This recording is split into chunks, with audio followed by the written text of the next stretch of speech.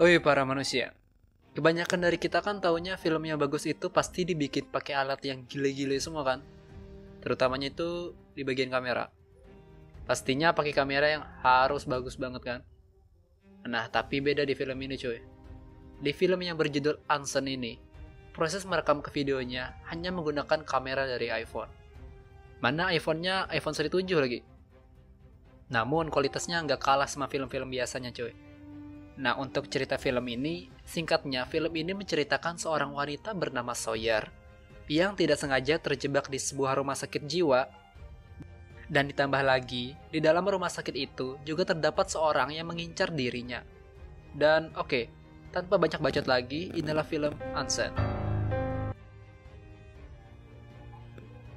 Di awal film, kita dilihatkan dengan seorang wanita bernama Sawyer yang sedang bekerja di sebuah bank. Dan tak lama kemudian, Sawyer melihat seorang pria misterius dan langsung membuatnya kaget. Ya nampaknya, dia mengenali pria misterius tersebut. Tapi, dia hanya mengabaikannya dan beranggapan mungkin itu hanya imajinasinya saja. Nah, siapakah pria misterius itu? Sabar coy, nanti akan dijelasin semuanya. Setelah itu, Sawyer menelpon ibunya dan berbincang-bincang tentang keadaan Sawyer di sini. Dia mengatakan kalau dirinya baik-baik saja, dan menyuruh ibunya untuk tidak khawatir kepadanya. Namun, saat Sawyer menutup teleponnya, terlihat kalau Sawyer sangatlah merasa kesepian. Dan, untuk menutupi kesepiannya itu, dia kemudian melakukan sebuah kencan online dengan lelaki bernama Mark. Laki-laki ini dikenalnya melalui aplikasi Tinder. Sesampainya di apartemen Sawyer, Sawyer pun langsung mengajak Mark mabar. Ya, main bareng.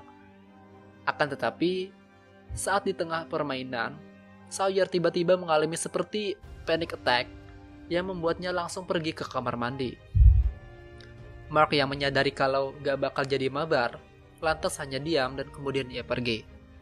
Di dalam kamar mandi, Sawyer langsung meminum semacam obat penenang dan juga dia memutuskan untuk berkonsultasi ke sebuah fasilitas psikologi yang bernama Highland Creek Behavior Center, Jai.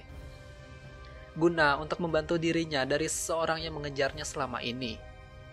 Di sini gue nyebutnya stalker aja ya. Nah, di saat Sawyer menjelaskan kronologi semuanya, perawat itu pun tiba-tiba menanyai Sawyer tentang apakah dia pernah mencoba untuk bunuh diri. Lalu Sawyer menjawab, ya, dulu. Dan di saat jam pertemuan mereka habis, perawat itu kemudian memberikan sebuah formulir dan menyuruh Sawyer untuk mengisi formulir tersebut. Saat Sawyer menanyakan untuk apa formulir ini, perawat itu mengatakan hanya sebuah rutinitas. Sawyer pun kemudian mengisi formulir itu dan ingin melakukan pertemuan dengannya lagi. Dan saat Sawyer memberikan formulir itu ke bagian administrasi, petugas itu kemudian memberitahu Sawyer kalau ada orang yang ingin menemuinya. Setelah cukup lama menunggu, akhirnya ada seorang petugas yang menyuruh Sawyer untuk ikut dengannya. Sawyer pun lalu dibawa ke sebuah ruangan, dan petugas itu kemudian meminta untuk memeriksa tas milik Sawyer. Tapi malahan, petugas itu mengambil barang-barang Sawyer, termasuk handphonenya. Setelah mengambil barang-barang Sawyer, petugas itu langsung pergi dan disusul dengan seorang perawat yang masuk dan langsung memerintahkan Sawyer untuk mengganti pakaiannya. Sawyer yang masih bingung pun kemudian bertanya apa maksud semua ini. Perawat itu mengatakan kalau Sawyer telah menandatangani formulir yang dimana isi formulir itu adalah setuju untuk dirawat secara sukarela selama 24 jam di rumah sakit tersebut. Sawyer menjelaskan kalau semua ini hanya salah paham. Tapi perawat itu tidak mau mendengarkannya. Sawyer pun kemudian meminta untuk menelpon keluarganya. Akan tetapi, Sawyer malahan menelpon kantor polisi dan berharap polisi datang untuk membantunya keluar dari sini. Perawat itu kemudian memberitahukan kalau panggilan seperti itu sudah sering dilakukan para pasien dan itu hanya sia-sia saja. Lalu Sawyer dimasukkan ke dalam sebuah bangsal yang berisi orang-orang pengidap gangguan jiwa. Ya, kayak stres gitulah. Sawyer kemudian diganggu oleh salah satu pasien bernama Violet yang ternyata dia menyimpan sebuah benda tajam di balik bajunya. Tak lama setelah itu, polisi datang ke rumah sakit tersebut, tapi dikarenakan pihak rumah sakit itu memiliki formulir persetujuan milik Sawyer, mereka tidak dapat berbuat apa-apa. Menyadari kalau polisi tidak datang membantunya, Sawyer kemudian berteriak supaya mereka melepaskannya. Dan di saat para petugas itu datang, tiba-tiba Sawyer melihat si stalkernya dan langsung memukulnya. Tapi ternyata petugas itu adalah orang lain. Akibat kejadian itu, Sawyer kemudian diikat di ranjang serta diberi suntik penenang. Paginya, di sebuah ruang makan, petugas datang dan menyuruh Sawyer untuk menemui dokter atasan. Saat di pertemuan itu, Sawyer menjelaskan kalau dirinya tidak apa-apa dan sama sekali tidak mengalami gangguan kesehatan. Dia menjelaskan kalau dirinya harus keluar dari sini karena dia memiliki kehidupan juga. Akan tetapi, dikarenakan kejadian tadi malam, dokter itu memutuskan untuk menahan Sawyer 7 hari lagi. Sawyer yang mendengar hal itu lantas tidak terima dan menjelaskan ke dokter kalau dirinya baik-baik saja. Tetapi, dokter itu tidak mau mendengarkannya. To be continued. Salah seorang pasien yang bernama Ned memberitahu Sawyer tentang rumah sakit ini. Kalau ternyata alasan mereka menahan Sawyer di sini hanya untuk masalah bisnis. Jadi, rumah sakit ini sengaja menjebak orang-orang untuk menjadi pasien mereka. Kemudian, mereka memanfaatkan dana asuransi pasien tersebut untuk mengambil keuntungan, dan cuanlah mereka. Lalu, Ned menyuruh Sawyer untuk menjaga sikapnya selama ia dirawat. Jangan membuat keributan, karena hal itu bisa menjadi alasan pihak rumah sakit ini untuk menahannya lebih lama lagi.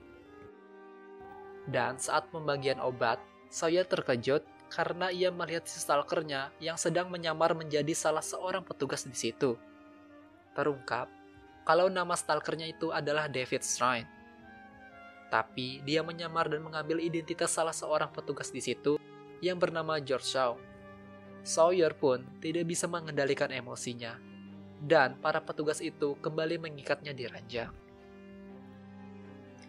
Saat tengah malam, Sawyer tak sengaja melihat Ned yang sedang mengobrol lewat telepon. Setelah kejadian itu, Ned seakan menghindar dari Sawyer. Dan di saat pembagian obat, David melihatkan sebuah catatan yang ternyata itu adalah alamat ibu Sawyer. Sawyer pun kembali mengamuk dan ia kembali dibius. Paginya, Sawyer mendatangi Ned dan meminta untuk meminjamkan ponsel miliknya. I'm not calling the cop. Sawyer lalu menelepon ibunya untuk meminta I haven't bantuan. got a lot of time, okay? Sawyer, Singkat cerita, ibunya Sawyer pun akhirnya get her out datang. here now. Tapi hal itu masih tidak membantu apa-apa. Sawyer tidak diperbolehkan pulang sebelum masa rawatannya habis. Ibunya juga mencoba melapor polisi. Namun sama saja, polisi tidak bisa melakukan tindakan apapun karena masih ada bukti formulir milik Sawyer.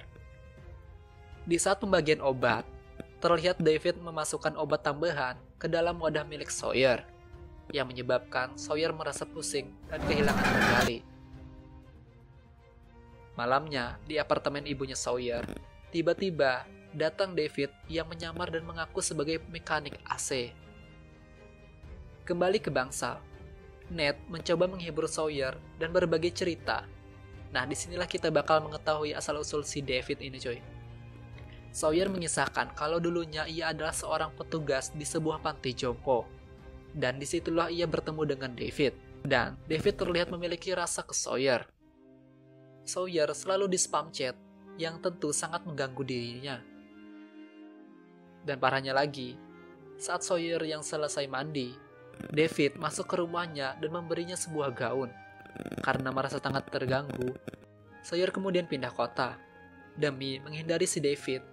Tetapi sialnya, David dapat menemukannya di sini. Lalu saat pembagian obat seperti biasanya, Sawyer berpura-pura meminum obat tersebut, yang padahal dia tidak menelannya. Dan saat Sawyer menaruh obat itu di bawah bantal, tiba-tiba dia menemukan sebuah cincin, yang ternyata itu adalah cincin milik ibunya. Lantas hal itu membuat Sawyer panik, dan kemudian meminjam handphone milik Ned untuk menghubungi ibunya. Akan tetapi ponsel ibunya tidak aktif. Hari demi hari berlalu, Sawyer dan Ned pun semakin lebih akrab. Dan hal itu dilihat oleh si David. Saat Ned sedang berada di toilet, David tiba-tiba menyerangnya dan membuat Ned pingsan. Kemudian, David mengikat Ned di sebuah kursi dan lalu menyentrumnya.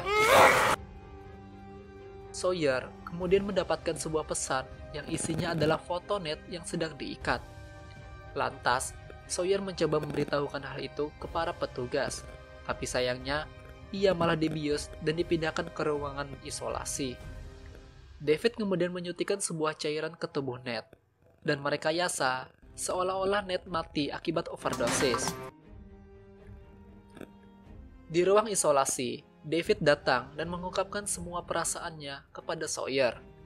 Dia menginginkan supaya Sawyer bisa menerimanya dan mereka dapat hidup bahagia berdua.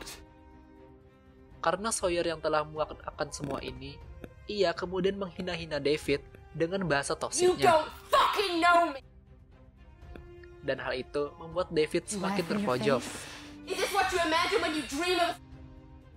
Hingga David kemudian mencekik Sawyer. Tapi David tidak tega membunuh Sawyer, dan ia lalu pergi. Esoknya, para polisi menemukan sebuah jasad yang ternyata itu adalah jasad George yang asli. Dan terungkap juga kalau sebenarnya Ned adalah anggota polisi yang menyamar menjadi pasien demi untuk membongkar sindikat rumah sakit itu. Lalu David kembali mendatangi Sawyer dan memberinya makanan, serta ia memohon supaya Sawyer dapat menerimanya. Sawyer pun memberikan syarat ke David, supaya ia tahu seberapa besarkah cintanya. Sawyer kemudian menyuruh David untuk membawa Violet ke sini, dan menyuruhnya untuk melakukan mabar bersamanya. Saat Violet yang memberontak, Sawyer mencoba untuk menenangkannya. Tapi ternyata, niat Sawyer sebenarnya adalah untuk mengambil benda tajam milik Violet. Seketika, Sawyer langsung menusuk besi itu ke leher David. Dan mereka langsung mencoba keluar dari ruangan tersebut. Akan tetapi, Violet sempat ditarik oleh David dan seketika membunuhnya. Sawyer kemudian berlari dan keluar dari rumah sakit tersebut. Tapi sialnya, David dapat menemukannya. Sawyer pun terbangun di sebuah bagasi mobil, dan ia melihat kalau di situ juga telah ada mayat ibunya. Sawyer kemudian membuka bagasi itu menggunakan kalung milik ibunya, dan langsung berlari ke arah hutan. Namun hal itu hanya sia-sia saja. David selalu bisa menemukannya, dan saat David tengah kelelahan, Sawyer memanfaatkan hal itu dan langsung menusuk matanya serta langsung membunuhnya. Setelah itu, terlihat kalau polisi datang dan menangkap para pihak rumah sakit itu.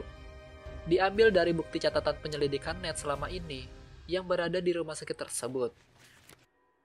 Singkat cerita, 6 bulan pun berlalu. Terlihat, kini Sawyer telah hidup bebas dan mempunyai teman bernama Jill. Namun, saat mereka sedang makan, Sawyer kembali melihat David.